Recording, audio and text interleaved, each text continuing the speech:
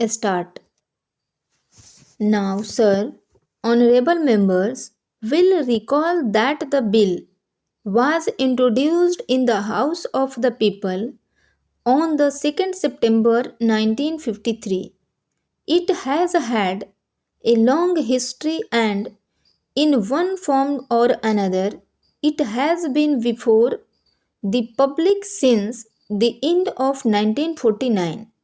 In the statement of objects and reasons, the various stages through which the bill has passed since 1946 have been summarized, and I need not recapitulate on this occasion, and the circumstances in which the then Government of India took the decision in early 1946 to initiate an inquiry into the reform of our company law. I would remind honorable members that between 1946 and 1948, the entire field of company law was carefully reviewed by two distinguished company lawyers who were appointed to recommend the board lines on which the present act should be revised.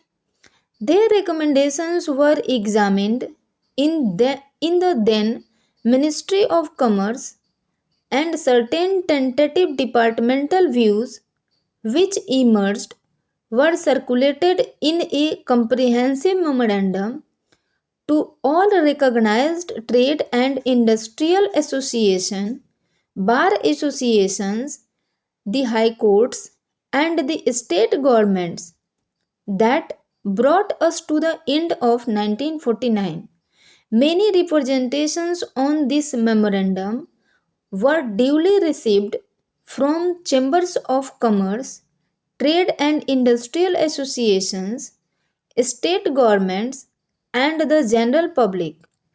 At the end of 1950, the Government of India appointed a committee under the chairmanship of Siri Baba to go into the entire question of the revision of the Companies Act with particular reference to its bearing on the development of trade and industry in this country. This committee examined a large number of witnesses in many parts of the country and submitted its report in March 1952. This report again was circulated to all state governments, chamber of commerce, trade associations, high courts, and many other bodies. At the same time, a special officer was appointed in the Department of Economic Affairs, Ministry of Finance, to examine the report in the light of the views received from the interested public and to submit proposals to government for the revision of present act.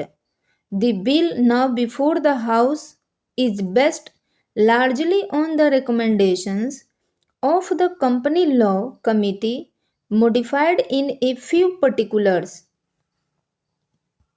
Honorable members will notice that so far as public relations go, the bill has covered adequate ground.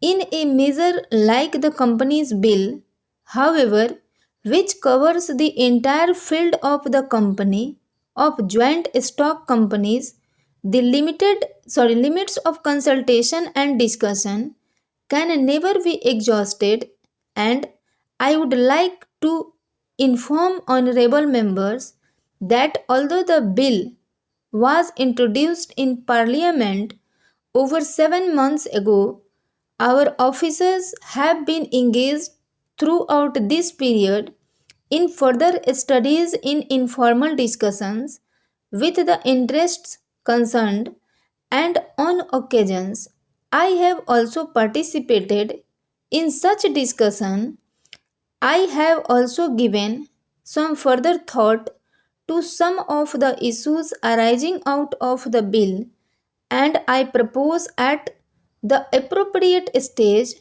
to bring before the select committee and changes in the provisions of the bill which seems to me too worthy of consideration in the light of this further examination. No honorable members will have noticed that the bill contains 6 clauses and 12 schedules.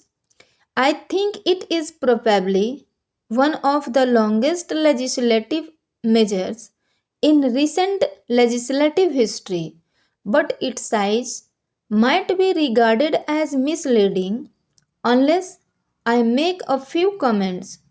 The bill is both, one must remember, a consolidating and amending measure, as mentioned in the Statement of Objects and Reasons.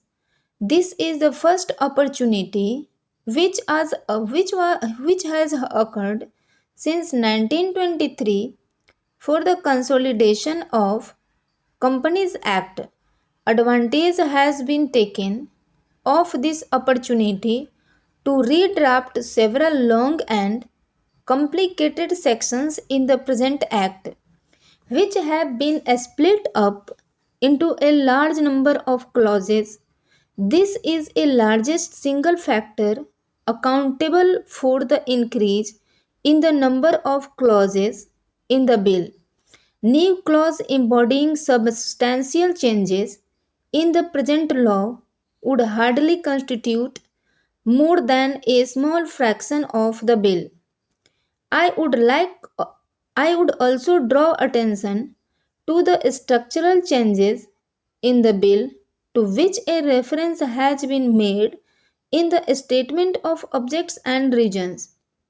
The redraft of the bill and rearrangement of existing chapters in the Companies Act in more logical order have, I think, the resulted in a noticeable improvement in the form of the bill, and I hope will facilitate better understanding and appreciation of the scheme. I wish that the act, which came into effect long ago, was implemented properly. I know that the minister here is very earnest in implementing it, but unfortunately, his colleagues at the state level are disappointing him. Unfortunately, no steps have been taken for trimming or toning up the administration at the state level and at the district level. They have to be immediately.